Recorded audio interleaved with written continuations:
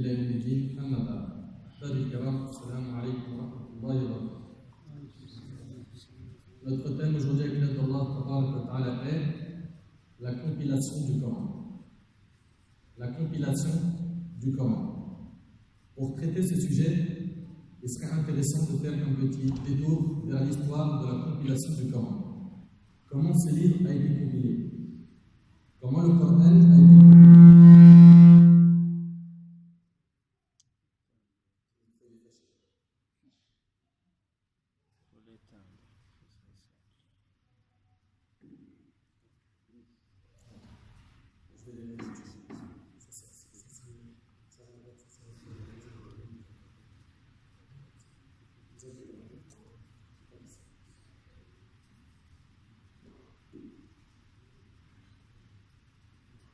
Comment le Coran a été compilé? Quelle méthode a été utilisée pour compiler ce livre? Quels sont les acteurs de cette compilation? Et pour terminer, comment ce livre nous est-il parvenu? Toutes ces questions, on va essayer, Inch'Allah, de les aborder en cette heure, et je demande à Allah de bénir cette heure et de me faciliter l'exposition de cette conférence. Mes frères ainsi que mes sœurs,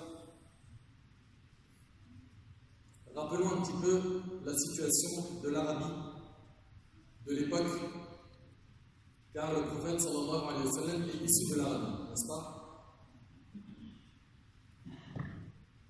Le prophète sallallahu alayhi wa sallam est issu de la Mecque.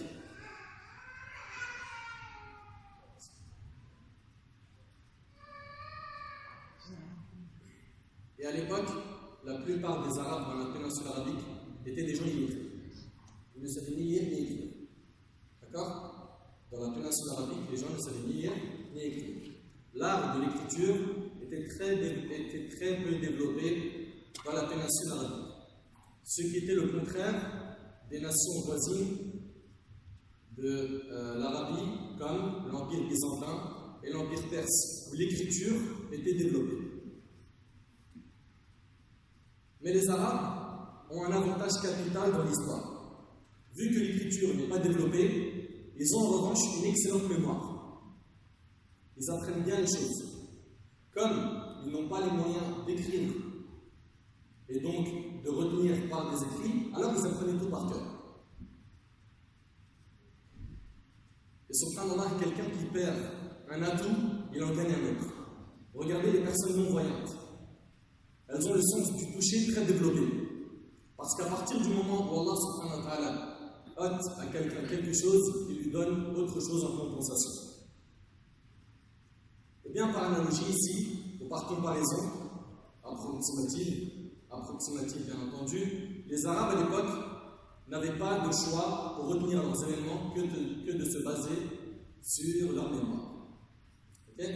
Et de nos jours, malheureusement, c'est quelque chose qui s'est perdu. Aujourd'hui, on va beaucoup se concentrer sur la compréhension, mais l'apprentissage par cœur commence à disparaître. Et finalement, celui qui commence à apprendre par cœur, il travaille ce muscle. Quand il essaye d'apprendre et qu'il se force et qu'il persévère, et bien à la fin, il parvient à apprendre même beaucoup de choses. Quand on regarde nos ancêtres, rahimahumullah, ils connaissaient énormément de choses dans leur tête. Regardez par exemple quand on parle de l'imam al-Bukhari, rahimahullah. On parle de centaines de milliers de hadiths qu'il avait dans la tête. L'imam Ibn Qayyim, rahimahullah, il a écrit Zad al-Ma'ad dans un voyage sur une monture qui fait à peu près 5 ou 6 volumes. De sa tête. Vous imaginez? Et avec des preuves, avec un classement exceptionnel, etc. Donc, je m'encourage, ainsi que vous, mes frères, ainsi que mes sœurs, d'apprendre et de développer cette faculté.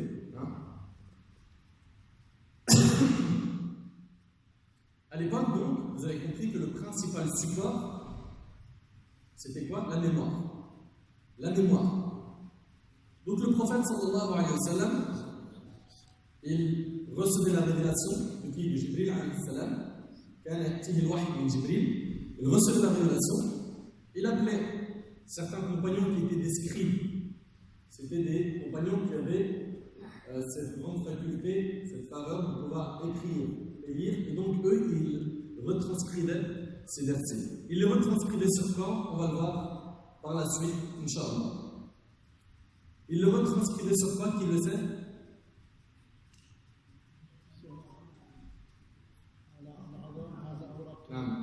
Sur des os. D'accord? Mais aussi des branches de palmier. Mais aussi des pierres tendres. Et d'autres supports. Vous suivez? Le prophète, il reçoit des révélations de la part de son Seigneur. Il fait appel à certains compagnons qui savent écrire. Et tout ça, il est retranscrit de son vivant. Et il leur disait, alayhi salatu wassalam, placez tel verset à tel endroit, dans telle sourate. Tel verset, vous le mettez ici, au milieu, etc. etc. Donc, on voit tout de suite que le classement du Coran, verset par verset, vient de qui? D'Allah Jalla fi'ala. C'est clair? Très bien. Uthman radiyallahu anhu, qui sera plus tard le troisième calife des musulmans, Uthman radiyallahu anhu, le troisième calife, qui justement est à l'origine des copies coraniques que l'on prétend être les premières traces écrites du Coran, racontait. Regardez ce qu'Uthman radiyallahu anhu dit à ses compagnons. Il dit, lorsque plusieurs versets étaient révélés au prophète, celui-ci appelait des personnes sachant écrire et leur disait, placez ces versets dans telle sourate. Celles où sont mentionnés tel et tel sujet. C'était donc précis. Vous suivez? Cette conférence, vous savez pourquoi elle est très importante? Parce que bi'idhnillah, après l'avoir fini, Inch'Allah, on aura bi'idhnillah fermé toutes les portes de certains mal intentionnés qui cherchent à trouver des failles au Coran. Le Coran est intouchable. Intouchable. Donc il leur disait, placez ces versets dans telle sourate, celles où sont mentionnés tel et tel sujet. Et lorsqu'un verset lui était révélé, il leur disait, placez ce verset dans telle sourate, dans laquelle sont mentionnés tel et tel sujet.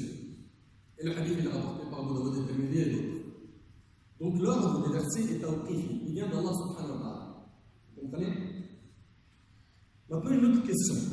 Qui a une idée des noms des scribes du prophète alayhi salatu wassalam? Qui c'est? Qui parmi les compagnons écrivait? Abdullah ibn Amr ibn As, Ali ibn Abi Talib. Alors vous écoutez attentivement, il y a bien sûr les quatre califes, il y avait Ubay ibn Ka'b, Zayd ibn Thabit, Mu'adh ibn Jabal, radiyallahu anhu ajma'in, Amr ibn Fuhayra et d'autres. Et d'autres. D'accord? Ensuite, il faut qu'on aille rapidement à l'époque d'Abu Bakr as-Siddiq radiyallahu anhu. À l'époque du prophète sallallahu alayhi wa sallam, il n'y a aucun problème s'il y a une incompréhension, s'il y a des questions particulières sur le Coran, le prophète alayhi wa sallam, il est présent pour répondre. D'accord? De son vivant lui-même alayhi wa sallam, il n'a pas compilé le Coran en un livre pour une raison simple, c'est que le Coran, comme vous le savez, il a été révélé sur 23 ans. Et donc, comme le Coran n'avait pas été entièrement révélé, donc il ne pouvait pas en faire dès le début d'un livre, car ça aurait été difficile de placer des versets au milieu des sourates dans un livre. Vous êtes d'accord? Ok? De son vivant, par contre, ça a été écrit. Écrit sur, comme on a dit tout à l'heure, des pierres lisses, des omoplates, etc., etc. Après la mort du prophète sallam, on a non seulement un nombre considérable de compagnons du prophète qui connaissaient le Coran par cœur, et aussi quelques supports écrits. On a des supports écrits. Donc les compagnons qui le connaissaient par cœur, ils étaient nombreux. Radiyallahu anhu. À l'époque d'Abu Bakr radiyallahu anhu, le premier calife des musulmans, son califat va durer 2 ans, il y a un fait qui va se produire, et ce fait va faire qu'Abu Bakr radiyallahu anhu va prendre une décision qui est particulière. Une décision particulière. Omar radiyallahu anhu, ce noble compagnon qui plus tard, comme vous le savez, sera le deuxième calife des musulmans, Omar va voir Abu Bakr et va lui dire, après avoir vu que dans la bataille de Yamama, que 70 compagnons sont tombés sur le front, quand il va voir que certains compagnons sont tombés martyrs, il va dire à Abu Bakr radiyallahu anhu, rattrape vite ta communauté. Rattrape vite ta communauté, car ceux qui connaissent le Coran par cœur, un grand nombre d'entre eux sont morts, et j'ai peur qu'avec d'autres batailles, ce type de personnes disparaissent et que le Coran disparaisse. Donc il a dit, réunissons dans un livre. Abu Bakr, il a été très étonné de cette décision et il a dit comment est-ce que tu veux que je fasse quelque chose que le prophète sallallahu alayhi wa sallam n'a pas fait? Et là, Omar de lui dire c'est une chose qui est bonne, c'est une bonne chose, fais cela. Et il a tellement insisté auprès d'Abu Bakr as-Siddiq que finalement Abu Bakr a été apaisé de cette idée. Et quand Abu Bakr a été apaisé de cette idée, il a fait appel à un compagnon exceptionnel, Zayd ibn Thabit, qui lui était un parmi les scribes du prophète sallallahu alayhi wa sallam. Et Zayd ibn Thabit, il avait une mémoire impressionnante. Pour vous donner une petite anecdote, il a appris l'hébreu en 2 semaines. Il a appris la langue de l'hébreu en 2 semaines, comme c'est rapporté par le Daoud et d'autres. Vous imaginez un petit peu? Abu Bakr savait que cette mission-là, s'il l'a confiée à Zayd, il allait la remplir facilement. Alors il a fait venir Zayd ibn Thabit et il lui a dit, il a fait venir Zayd ibn Thabit et il lui a fait part de la proposition d'Abu Bakr qui finalement l'a convaincu. Et il lui a dit compile le Coran.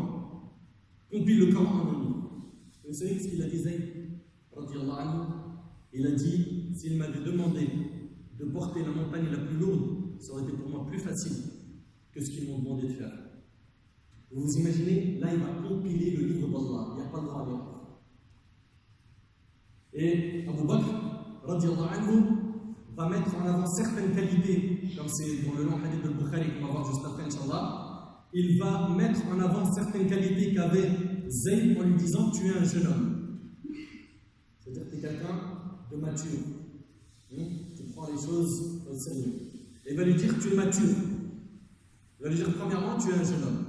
Deuxièmement tu es mature. 3, tu es éloigné de tout soupçon, les mauvais soupçons. Et 4èmement, tu étais un parmi les scribes du prophète sallallahu alayhi wa sallam.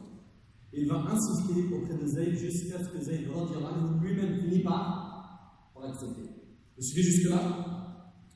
Voyons un petit peu le hadith qui nous raconte cette histoire. L'imam al-Zuhri relate que Ubayd ibn Sabba relate que Zayd ibn Thabit radiyallahu anhu raconte. Abu Bakr me fit mander après la bataille de Yamama. Répondant à son appel, je trouvais auprès de lui Omar ibn Khattab. Abu Bakr me dit, Omar est venu me voir et m'a dit la bataille de Yamama a emporté beaucoup de musulmans connaissant le corps par cœur. Et je crains que suite à la mort d'autres personnes de ce genre dans d'autres batailles, une grande partie du texte coranique disparaisse avec eux. La décision d'Omar, elle est impressionnante, n'est-ce pas? Subhanallah. Et là, Omar de lui dire, je pense qu'il serait bien que tu ordonnes que l'on compile le texte coranique. J'ai dit alors à Omar, comment peux-tu entreprendre une chose que le prophète n'a pas entreprise? Et là, Omar de lui dire, c'est par Allah une bonne chose. Puis il n'a cessé de m'en parler jusqu'à ce qu'Allah m'appelle sur cette idée et que je me suis mis à avoir le même avis que Omar. Zayd poursuivit, Abu Bakr me dit ensuite, pendant que Omar, assis près de lui, restait silencieux, tu es un jeune homme. Première qualité qu'il a mis en avant. 2, mature. 3, hors de tout soupçon. 4, et tu es scribe de la révélation pour le prophète sallallahu alayhi wa sallam. Et regardez Abu Bakr ce qu'il va lui dire par la suite. Effectue donc une recherche des versets coraniques et compile.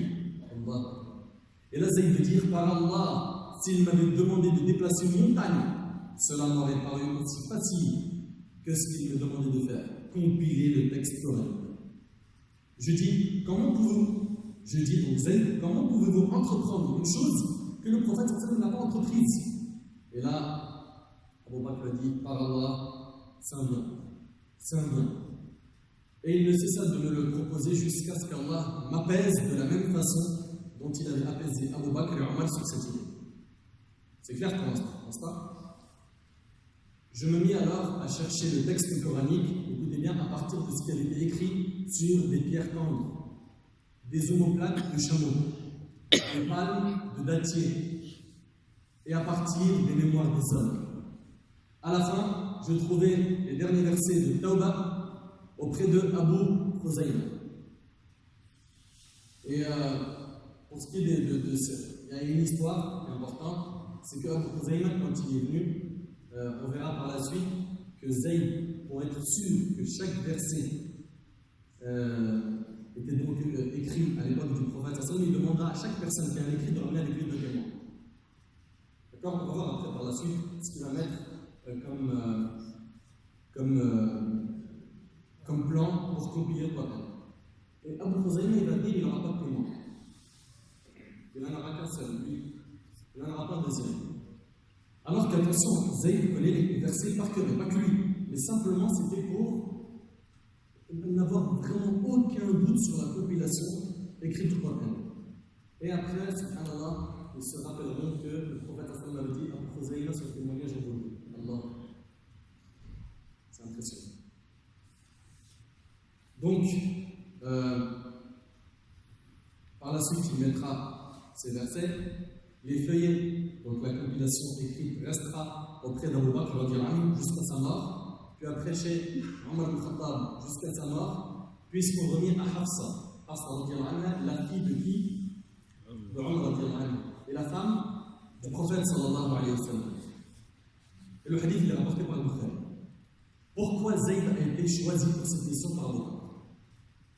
Il a résumé cette décision en 4 points. Tu es quelqu'un de jeune, quelqu'un de dynamique. Tu es mature. Autrement dit, on sait que tu ne prendras pas cette mission à la légère.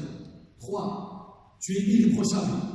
Tu as cette conscience morale et religieuse qui t'accompagne et qui te motivera dans cette tâche et cette mission qui te sera confiée. Donc, tu n'auras pas le droit à la négligence. Et 4e, tu faisais partie des scribes à l'époque du prophète sallallahu alayhi wa sallam.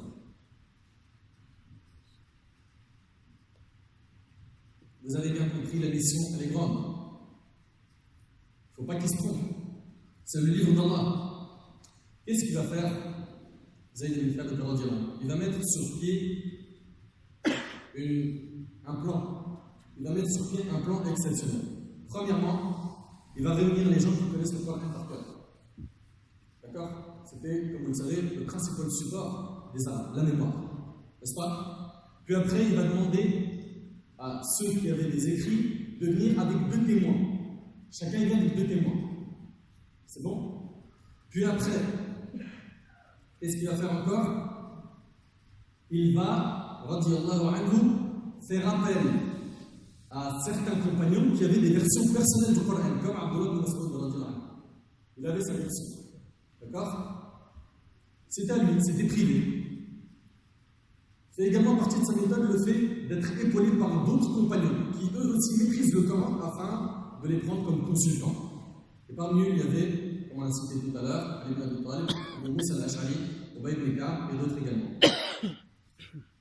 Et pour finir, ce qui fait partie de sa méthode, le retour à sa propre mémorisation. N'oubliez pas que Zayd ibn Thabit radiyallahu anhu connaît par cœur le Coran. Vous suivez?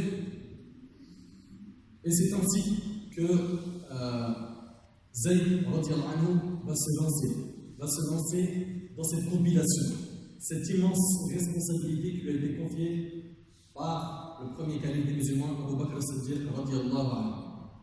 Une fois qu'il aura terminé la première version, il va la confier à Abu Bakr as-Siddiq radiyallahu anhu. Et écoutez attentivement s'il vous plaît, c'est un point très important. Cette compilation a été faite pendant les 2 ans du califat d'Abu Bakr. Parce que certains disent le Coran il a été écrit 30, 40 ans après la mort du prophète, on n'est pas sûr de ses authenticités, etc. Il a été compilé, comme on l'a dit, 2 ans, pendant les 2 ans. Il a été compilé, comme on l'a dit, pendant les 2 ans du califat de qui? D'Abu Bakr radiyallahu anhu. Après la mort de ce dernier, c'est Omar radiyallahu anhu qui reçoit cette version. Puis après, ça sera Hafsa, comme on l'a dit tout à l'heure, et c'est rapporté par l'imam Bukhari. À l'époque de Omar, il n'y a pas de problème particulier, la version elle est bien conservée, il n'y a pas besoin de ressortir cette version pour un problème, il n'y a pas de souci.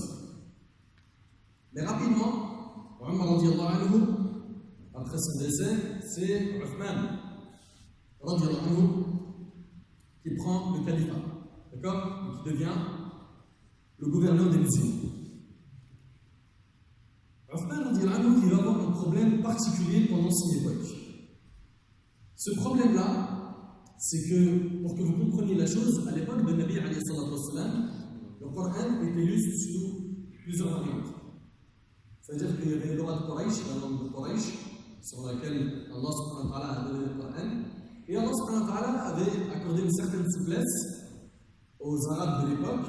Il y avait plusieurs tribus qui avaient des prononciations qui ne changeaient pas le sens du Coran, mais qui étaient légèrement différentes de la lecture de qui? De Quraysh. Par exemple, au lieu de dire Ihdina as-sirata al-mustaqim, certains disaient Ihdina az-zirata. Ihdina az-zirata. Ça ne change pas le sens. D'accord?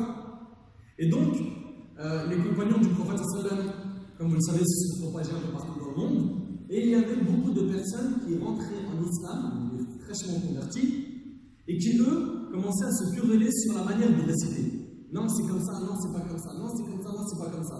Et là, Hudayfa bin Yaman, radiyallahu anhu, va se précipiter et aller voir qui? Et aller voir Uthman, radiyallahu anhu. Et il va lui dire, écoute, sauve cette communauté avant qu'elle ne connaisse le même sort que les communautés qui l'ont précédée. Sauve-les. Parce que là, les variantes sont différentes et ça commence à créer des problèmes. Vous suivez jusque-là? Sauve cette communauté avant qu'elle ne connaisse le même sort que les communautés qui l'ont précédée. Autrement dit, avant que son livre ne perde de sa valeur et que de ce fait nous connaissons le même sort que les nations précédentes. Alors qu'est-ce qu'il va faire Uthman radiyallahu anhu? Il va à son tour récupérer la version qui est chez qui? Hafsa. Chez Hafsa. Hafsa. Rappelez-vous, Hafsa. elle est chez Hafsa. Et après, il va procéder à une nouvelle compilation. Ok? Le contenu est le même. C'est uniquement la variante qui sera celle de Quraysh. D'accord? N'oubliez pas que le Nabi alayhi salam l'avait reçu sur cette version. Donc il va dire, on reprend le Coran et on garde qu'une seule variante. Et ça sera de cette manière qu'on lit le Coran, pour pas qu'il y ait des disputes et des divergences. On va de nouveau faire appel à quel compagnon? Zayd ibn Thabit, radiyallahu anhu. Il a eu une grande responsabilité, une immense responsabilité.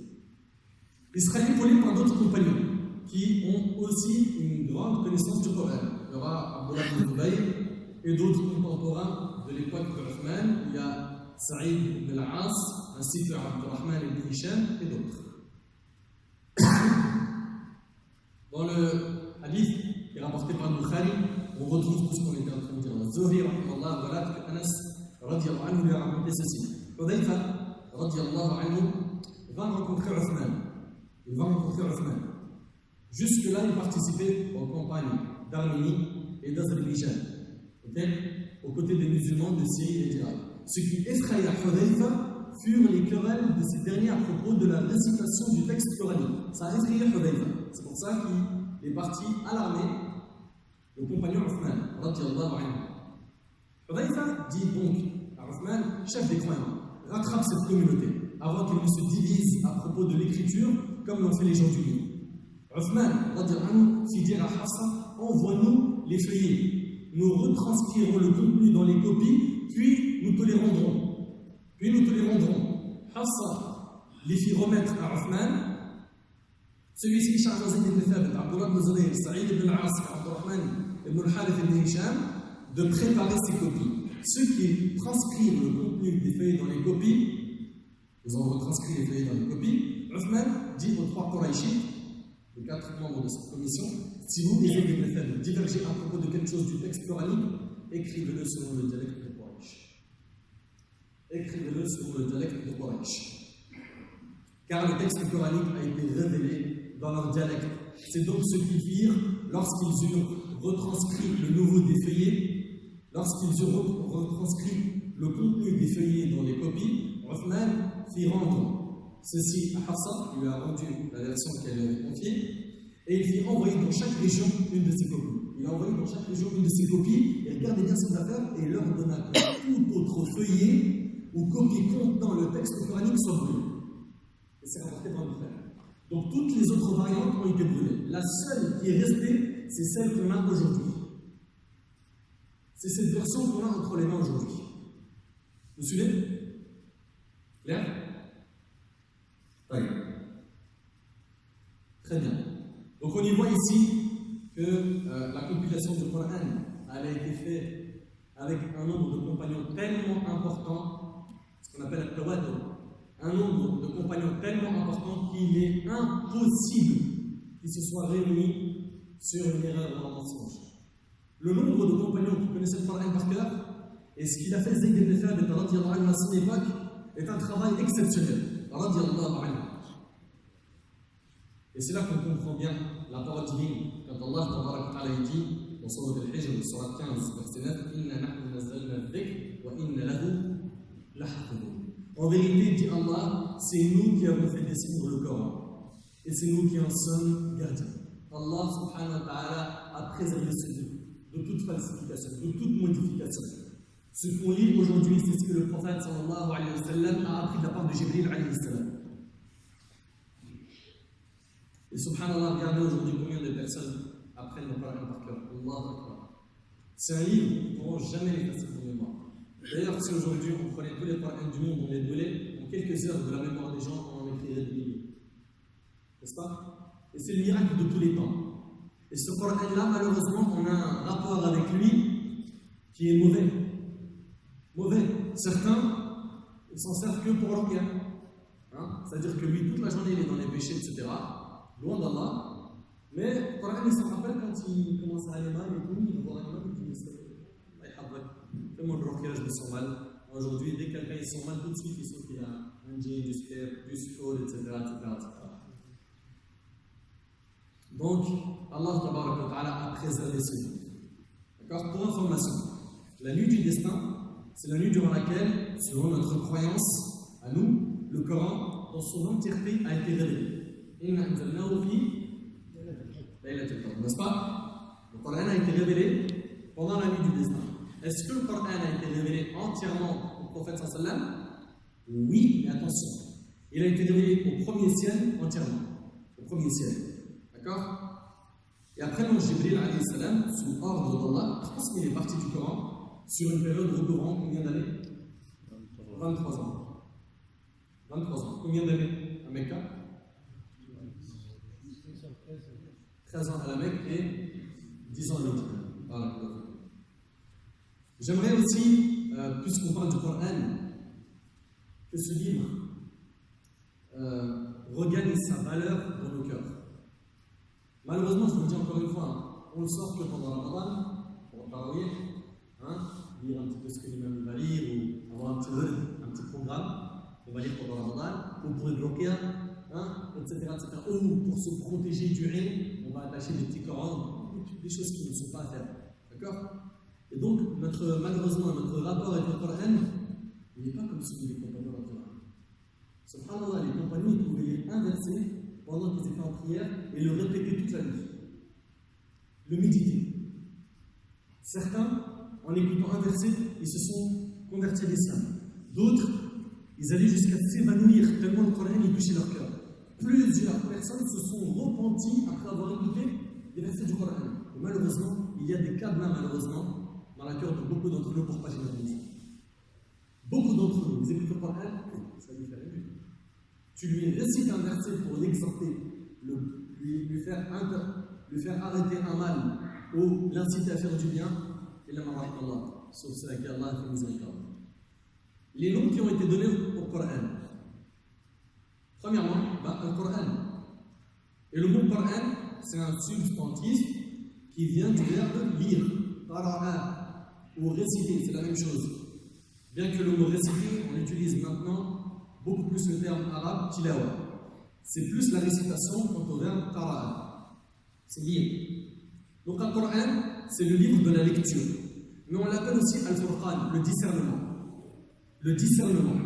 Parce que ce livre, à travers tous ses enseignements, discerne entre la voie droite et celle qui est déviante, entre le vrai et le faux. On l'appelle aussi Al-Dhikr, le rappel. Car le Coran est un rappel constant pour l'homme. À chaque fois que vous lisez le Coran, à chaque fois que vous le méditez, vous en tirez un nouveau rappel. On l'appelle aussi Al-Tanzil, la révélation descendue, parce qu'il est descendu du ciel sur le prophète sallallahu alayhi wa sallam. D'accord? Maintenant, rapidement, quels sont les thèmes abordés par le Coran? Le Coran aborde une série de thèmes. Ces thèmes sont nombreux et je n'en citerai que quelques-uns. Parmi les thèmes qui sont cités dans le Coran, nous avons la croyance, l'unicité, la foi en Allah, en l'au-delà, l'iman billah, al-yawm al-akhir, l'iman bil-ghayb, la foi au monde invisible, les anges, etc. Donc c'est un des thèmes les plus importants du Coran. D'ailleurs, regardez le Coran, comment il commence après le Fatiha. Alif Lam Mim, Dhalika al-Kitab, la rayba fihi. Allahu Akbar. Voici le livre dont il n'y a aucun doute. Regarde le premier verset dans Sourate Al-Baqarah. Tu viens de finir la Fatiha, c'est le premier verset après Alif Lam Mim. Dhalika al-Kitab, la rayba fihi. Hudan lil-muttaqin, alladhina yu'minuna bil-ghayb. C'est une guidée pour les pieux, et parmi leurs caractéristiques, c'est ceux qui croient au monde de l'invisible. Nous, on croit en Allah, ça fait partie du règne, n'est-ce pas? Sa création prouve son immensité. Subhanallah, beaucoup de gens ils disent, mais qu'est-ce qui prouve qu'Allah existe? Ouvre tes yeux. Ouvre tes yeux. D'où viennent ces montagnes? D'où viennent ces arbres? D'où viennent ces fruits? D'où viennent ces plantes? Toi, médite sur ton corps. Est-ce que tu imagines que ton corps soit différent de ce que tu as aujourd'hui, que les yeux soient en bas, que la bouche soit en haut? Allah subhanahu wa ta'ala, il a tout créé à la perfection. Azza wa Jalla, subhanahu. D'accord? Et donc Allah subhanahu wa ta'ala a insisté dans la première période sur la croyance. C'est évident, à l'époque ils adoraient des idoles, ils avaient 360 statues qu'ils adoraient en dehors d'Allah. C'est ce qu'on appelle le shirk, l'association à Allah subhanahu wa ta'ala. Et donc Allah subhanahu wa ta'ala, il les a éduqués pendant longtemps sur la foi. Et le délaissement du shirk. Le délaissement de l'association. D'accord? Les sourates mécoises, ce sont celles qui ont mis l'accent sur la foi. Les articles de la foi. Et la croyance particulièrement. Ok? Ensuite, qu'est-ce qu'on a encore dans le Coran? On retrouve dans le Coran l'éthique, la morale, le comportement, la conduite. Dans le Coran, combien de versets nous incitent à avoir un bon comportement? Combien? Si nous, on mettait en pratique le Coran, on n'aurait pas besoin de faire de grands efforts pour exposer l'islam. On serait on aurait réussi à faire une da'wah silencieuse. La da'wah silencieuse, c'est celle avec le comportement. Le comportement. Tu ne voles pas, tu es honnête, tu ne mens pas, tu ne triches pas, tu ne prends pas les birotteries, etc. Tu respectes les personnes âgées, tu respectes les non-musulmans, tu respectes les juifs, les chrétiens, etc. Et malheureusement, tout ça, on veut nous montrer, comme certains malheureusement malhonnêtes, que notre Coran est un livre de guerre. Ça, on va y venir rapidement, Inch'Allah. On en fera une petite parenthèse très rapide. Donc on a dit que dans le Coran, il y a l'éthique, la morale, le bon comportement. Dans le Coran, on y trouve aussi les devoirs institués, la prière, le jeûne, l'aumône, la zakat, le hajj, etc. Nous avons également les transactions, le mu'amalat et les relations sociales. D'accord? On a des versets qui nous parlent du mariage, du divorce, de l'enterrement, des dépenses familiales, etc. Ensuite, on a aussi ce qui est licite et illicite. Al-halal wa al-haram. Et ici, on a j'ai un point, j'aimerais m'attarder dessus. C'est que beaucoup de gens pensent que notre religion, c'est un ensemble d'interdits. Il n'y a que du haram. Tout est haram, il n'y a rien d'autorisé. Non. Quand on réunit ce qui a été interdit par notre religion, c'est une petite poignée comparée à l'immensité des choses autorisées. Ça, c'est quelque chose que vous devez garder en tête. Et si vous voyez que l'islam, c'est un ensemble d'interdits, c'est parce que vous ne connaissez pas l'islam. Vous n'avez pas encore bien appris la religion. Allah, tabarak wa ta'ala, veut pour nous la facilité. Allah, subhanahu, notre créateur, il a fait descendre ce livre pour qu'on vive la joie sur terre avant de la vivre dans l'au-delà. Vous suivez? Et comme vous le savez, certains journalistes, des médias malhonnêtes, j'ai bien dit certains, prennent des raccourcis quand ils parlent de notre religion. Et ils vont tout de suite dire, oui, mais votre religion, c'est une religion sanguinaire. Quand on regarde vos versets, ils appellent au meurtre, ils appellent à tuer. Regardez, Allah, il dit quoi dans votre livre? Tuez-les là où vous les trouvez. Voilà. Et ils sont spécialisés dans le fait de prendre un verset et de sortir du contexte. ce qui est étonnant, c'est que ce même bonhomme, ou cette personne, si c'est une femme, ou cette femme, ce qui est étonnant, c'est qu'ils ne peuvent pas se prononcer dans un domaine comme la médecine, la mécanique, l'informatique, quand ils ne sont pas qualifiés, mais bizarrement, ils sont tous théologiens. Bizarrement, ils maîtrisent tous le Coran. Bizarrement, tous, ils sont capables de faire des études comparatives, de parler des versets, d'expliquer des choses qui nous auraient échappé, etc. Si on reprend ce verset, tuez-les là où vous les trouvez, et qu'on regarde, subhanallah, les versets qui sont venus juste avant, Allah subhanahu wa ta'ala il dit combattez dans le sentier d'Allah ceux qui vous combattent. Combattez dans, ça c'est le verset qui est juste avant. Combattez dans le sentier d'Allah ceux qui vous combattent. Et n'agressez pas, car Allah n'aime pas ceux qui sont du nombre des agresseurs. Le verset qui vient après, c'est tuez-les là où vous les trouvez. On parle de qui? D'une situation de guerre où les musulmans sont obligés de se défendre. Vous voyez? Mais voilà, c'est des théologiens. Ils viennent nous expliquer comment il est notre livre. Ne vous laissez pas avoir, Allah yubarik fikum, quand vous entendez des attaques sur le Coran et la Sunna. Allah yahfazkum, faites très attention. Aujourd'hui, malheureusement, il y a des campagnes folles qui essaient de remettre en question des versets, leur interprétation. La Sunna, beaucoup malheureusement, de prêcheurs, je dis bien malheureusement, sont en train de tout faire pour nous écarter de la Sunna en nous mettant en doute concernant les hadiths. Pourquoi? Parce que selon eux, la seule chose qui est super authentique, c'est le Coran. Les hadiths, c'est à voir. Et quand on enlève les hadiths, tu fais dire au Coran ce que tu veux. N'oubliez pas que parmi les rôles de la Sunna, des hadiths, c'est d'expliquer certaines choses qui ne sont pas entièrement claires. Dans le Coran, Allah subhanahu wa ta'ala dit wa aqimu salat. Priez, accomplissez la prière. Et accomplissez la prière. D'accord? Où est-ce que c'est écrit dans le Coran? Debout, inclinaison, et tu vas dire ça dans l'inclinaison, et tu vas te prosterner, tu vas t'asseoir entre les prosternations, tu vas faire un tashahhud. C'est écrit où dans le Coran? Ça, on le retrouve dans la Sunna. D'accord? Donc Allah, il dit, faites très attention à ce qu'on ne vous fasse pas douter de nos fondements, de nos sources, à savoir le livre d'Allah et la sunna du prophète sallallahu alayhi wa sallam. Mes frères ainsi que mes sœurs, je vais me contenter de ça, Inch'Allah.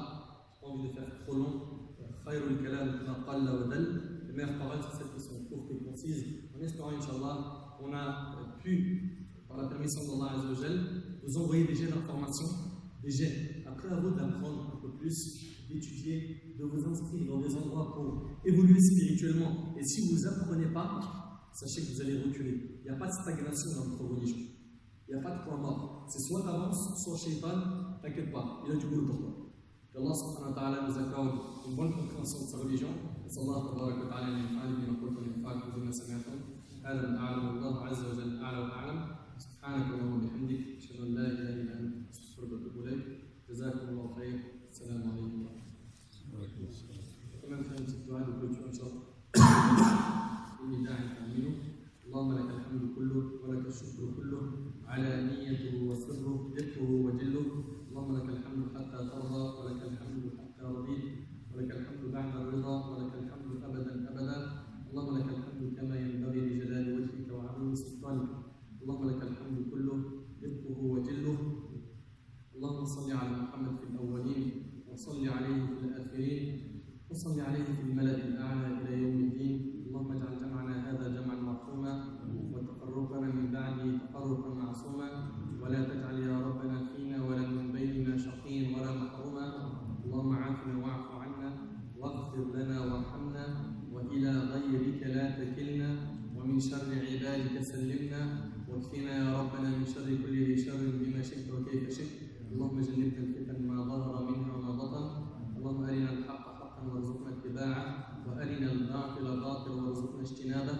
اللهم يا رب لا تدع لنا في مقامنا هذا ذنبا الا غفرته ولا هما الا فرجته ولا دينا الا قضيته ولا مريضا الا شفيته ولا ضالا الا هديته ولا ضالا الا هديته. اللهم زين اخواتنا زين بنات المسلمين بالستر والعفاف، اللهم زينهن بالحجاب، اللهم اجعلهن كاسيات غير عاريات، اللهم انصر الإسلام وأعز المسلمين وأعلي بفضلك كلمتي الحق والدين، اللهم من أراد بالإسلام والمسلمين خيرا فيسر له كل خير، ومن أراد بالإسلام والمسلمين شرا فشغله بنفسه. آمين. وصل اللهم على نبينا محمد وعلى آله وصحبه وسلم. سبحانك اللهم وبحمدك أشهد أن لا إله إلا أنت أستغفرك وأتوب إليك. أحبكم في الله. Je vous aime pour Allah et je vous dis à plus tard Inch'Allah. Assalamu alaikum wa rahmatullah. جزا الله خيرا. نسأل الله سبحانه وتعالى أن يبارك فيه وأن يزيده بسطة في العلم والجسم. يرده إلى أهله سالما غانما. ونتمنى إن شاء الله زيارة أخرى في المستقبل إن شاء الله. وجزاكم الله خيرا.